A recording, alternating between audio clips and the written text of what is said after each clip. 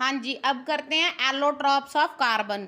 ठीक है, कार्बन के 3 एलोट्रॉप्स हैं, ग्रेफाइट, डायमंड और फुलरीन। ठीक है, पहले देखो इनका स्ट्रक्चर।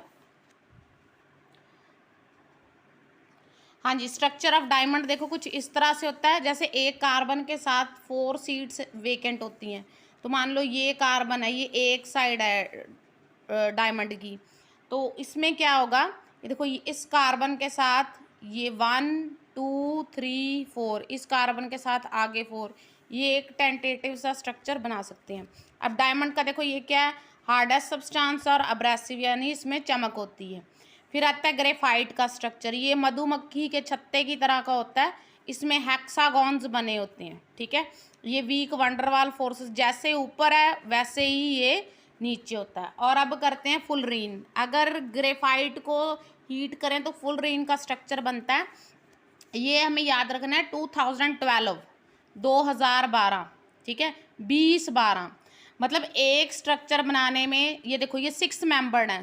ठीक है, हेक्सागॉन्स है 1 2 3 4 5। ठीक है, और एक हमारे पास पेंटागॉन है। तो टोटल स्ट्रक्चर बनाने में हमें 20 हेक्सागॉन्स चाहिए होते हैं और 12 पेंटागॉन्स यानी 5 मेंबर्ड रिंग्स चाहिए। अगर हम 60 कार्बन इकट्ठे करते हैं तो वो सॉकर बॉल की तरह बन जाता है, और अगर 17 कार्बन्स की बनाएं तो वो रग्बी बॉल बन जाती है। अब इनका डिफरेंस करते हैं। देखो पहली बात ये है, डायमंड का करते हैं, ये 3 डायमेंशनल होती है, ग्रेफाइट 2 डायमेंशनल होता है। ठीक है, और ये बकी बॉल्स बनती हैं। ग्रेफाइट को अगर मैंने अभी बताया, जब इसको इलेक्ट्रिक स्पार्क देते हैं तो ये फुलरीन में कन्वर्ट हो जाता है। अभी पीछे करा था, अगर 60 कार्बन इकट्ठे कर दे तो सॉकर बाल है, और 17 कार्बन इकट्ठे कर दे तो रग्बी बाल बनती है। ठीक है, इसका जो स्ट्रक्चर है वो sp3 होता है, इसका sp2 और इसका sp2। ये नॉन एरोमेटिक है, इसमें एरोमा होता है और इसमें भी एरोमा होता है। जो डायमंड है ये गुड थर्मल कंडक्टर होता है, और जो ये ग्रेफाइट है ये भी गुड थर्मल कंडक्टर होता है, और जो फुलरीन है ये भी गुड थर्मल कंडक्टर होता है। लेकिन जो डायमंड है, यहाँ पे गलत लिखा गया मेरे से, ये गुड इलेक्ट्रिकल कंडक्टर नहीं होता, इसमें से इलेक्ट्रिसिटी पास नहीं हो सकती। ठीक है, जैसे अगर एक एग्जांपल है, तो ये यहाँ पे आएगा बैड। ठीक है, बैड इलेक्ट्रिकल कंडक्टर। एक एग्जांपल है कि आप जैसे शीशा और हीरा है, यानी ग्लास और डायमंड है, वो बिल्कुल उनका स्ट्रक्चर सेम बना हुआ है, आप देख के नहीं बता सकते कि वो ग्लास है या डायमंड है। फिर भी आपको ये टेस्ट करना है कि वो ग्लास है या डायमंड है, चेक करना है। तो उसका एक वे है कि आप उसको हीट में रख दें, जैसे सनलाइट में रख दें। अगर वो गर्म हो जाता है, हीट एब्जॉर्ब कर लेता है, तो वो क्या है, वो ग्लास है। अगर नहीं करता, सॉरी ये यहाँ पे बैड थर्मल कंडक्टर था। ठीक है, अगर नहीं करता तो उस वो क्या है, ये सॉरी बैड है, ये गुड है। ठीक है, सॉरी ये गलत लिख गया, तो वो डायमंड है, मतलब डायमंड हीट एब्जॉर्ब नहीं करता। इसके बाद आता है जो ग्रेफाइट और फुलरीन है, ये दोनों ही गुड थर्मल कंडक्टर और गुड इलेक्ट्रिकल कंडक्टर होते हैं। अब इसमें देखो ये dangling bonds are present, dangling bonds are present, यहाँ पे डैंगलिंग बॉन्ड्स आर एब्सेंट। देखो इसके एंड में कार्बन आता है, कहीं पे भी आप एंडिंग पे चले जाओ, एंडिंग में कार्बन आएगा ही आएगा। ये जो एंडिंग पे कार्बन आते हैं इनको डैंगलिंग बॉन्ड्स बोलते हैं। ये देखो ये हेक्सागॉन है, इसके एंड में ये यहाँ पे कार्बन्स है। ठीक है, तो ये जो एंडिंग वाले पार्ट में कार्बन्स आते हैं इनको डैंगलिंग बॉन्ड्स बोलते हैं। लेकिन जो फुलरीन है ये एक बॉल की तरह बिल्कुल राउंड शेप में है, या इस तरह रग्बी की शेप में है, तो इसका कोई एंड नहीं है, इसलिए यहाँ पे डैंगलिंग बॉन्ड्स क्या होते हैं, एब्सेंट होते हैं। ठीक है, तो ये अब हमने करे हैं 3 allotropes of carbon, diamond, graphite and fullerene. ठीक है, थैंक यू। हाँ जी, अब करते हैं एलोट्रॉप्स ऑफ कार्बन। ठीक है, कार्बन के 3 एलोट्रॉप्स हैं, ग्रेफाइट, डायमंड और फुलरीन। ठीक है, पहले देखो इनका स्ट्रक्चर। हाँ जी, स्ट्रक्चर ऑफ डायमंड देखो कुछ इस तरह से होता है, जैसे एक कार्बन के साथ 4 सीट्स वेकेंट होती हैं।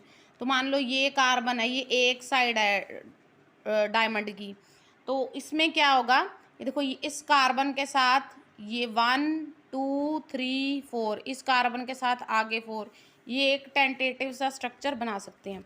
अब डायमंड का देखो ये क्या है, हार्डेस्ट सब्सटेंस और अब्रेसिव यानी इसमें चमक होती है। फिर आता है ग्रेफाइट का स्ट्रक्चर, ये मधुमक्खी के छत्ते की तरह का होता है, इसमें हेक्सागॉन्स बने होते हैं, ठीक है।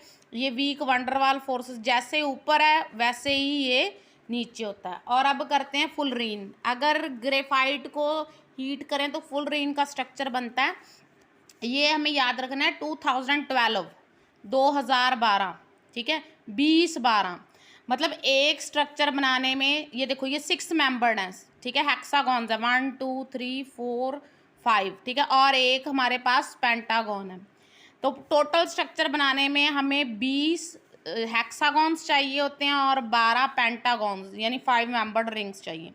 अगर हम 60 कार्बन्स इकट्ठे करते हैं तो वो सॉकर बॉल की तरह बन जाता है, और अगर 17 कार्बन्स की बनाएं तो वो रग्बी बॉल बन जाती है। अब इनका डिफरेंस करते हैं। देखो पहली बात ये है डायमंड का करते हैं, ये 3 डायमेंशनल होती है, ग्रेफाइट 2 डायमेंशनल होता है, ठीक है। और ये बकी बॉल्स बनती हैं। ग्रेफाइट को अगर मैंने अभी बताया जब इसको इलेक्ट्रिक स्पार्क देते हैं तो ये फुलरीन में कन्वर्ट हो जाता है। अभी पीछे करा था अगर 60 कार्बन इकट्ठे कर दे तो सॉकर बाल है, और 17 कार्बन इकट्ठे कर दे तो रग्बी बाल बनती है, ठीक है। इसका जो स्ट्रक्चर है वो sp3 होता है, इसका sp2 और इसका sp2। ये नॉन एरोमेटिक है, इसमें एरोमा होता है और इसमें भी एरोमा होता है। जो डायमंड है ये गुड थर्मल कंडक्टर होता है, और जो ये ग्रेफाइट है ये भी गुड थर्मल कंडक्टर होता है, और जो फुलरीन है ये भी गुड थर्मल कंडक्टर होता है। लेकिन जो डायमंड है यहाँ पे गलत लिखा गया मेरे से, ये गुड इलेक्ट्रिकल कंडक्टर नहीं होता, इसमें से इलेक्ट्रिसिटी पास नहीं हो सकती, ठीक है। जैसे अगर एक एग्जांपल है तो ये यहाँ पे आएगा बैड, ठीक है, बैड इलेक्ट्रिकल कंडक्टर। एक एग्जांपल है कि आप जैसे शीशा और हीरा है यानी ग्लास और डायमंड है, वो बिल्कुल उनका स्ट्रक्चर सेम बना हुआ है, आप देख के नहीं बता सकते कि वो ग्लास है या डायमंड है। फिर भी आपको ये टेस्ट करना है कि वो ग्लास है या डायमंड है, चेक करना है। तो उसका एक वे है कि आप उसको हीट में रख दें, जैसे सनलाइट में रख दें। अगर वो गर्म हो जाता है, हीट एब्जॉर्ब कर लेता है, तो वो क्या है, वो ग्लास है। अगर नहीं करता, सॉरी ये यहाँ पे बैड थर्मल कंडक्टर था, ठीक है, अगर नहीं करता तो उस वो क्या है, ये सॉरी बैड है, ये गुड है, ठीक है, सॉरी ये गलत लिख गया, तो वो डायमंड है, मतलब डायमंड हीट एब्जॉर्ब नहीं करता। इसके बाद आता है जो ग्रेफाइट और फुलरीन है, ये दोनों ही गुड थर्मल कंडक्टर और गुड इलेक्ट्रिकल कंडक्टर होते हैं। अब इसमें देखो ये dangling bonds are present, dangling bonds are present, यहाँ पे डैंगलिंग बॉन्ड्स आर एब्सेंट। देखो इसके एंड में कार्बन आता है, कहीं पे भी आप एंडिंग पे चले जाओ एंडिंग में कार्बन आएगा ही आएगा। ये जो एंडिंग पे कार्बन आते हैं इनको डैंगलिंग बॉन्ड्स बोलते हैं। ये देखो ये हेक्सागॉन है, इसके एंड में ये यहाँ पे कार्बन्स है, ठीक है, तो ये जो एंडिंग वाले पार्ट में कार्बन्स आते हैं इनको डैंगलिंग बॉन्ड्स बोलते हैं। लेकिन जो फुलरीन है ये एक बॉल की तरह बिल्कुल राउंड शेप में है या इस तरह रग्बी की शेप में है, तो इसका कोई एंड नहीं है, इसलिए यहाँ पे डैंगलिंग बॉन्ड्स क्या होते हैं, एब्सेंट होते हैं, ठीक है। तो ये अब हमने करे हैं 3 allotropes of carbon, diamond, graphite and fullerene, ठीक है। Thank you.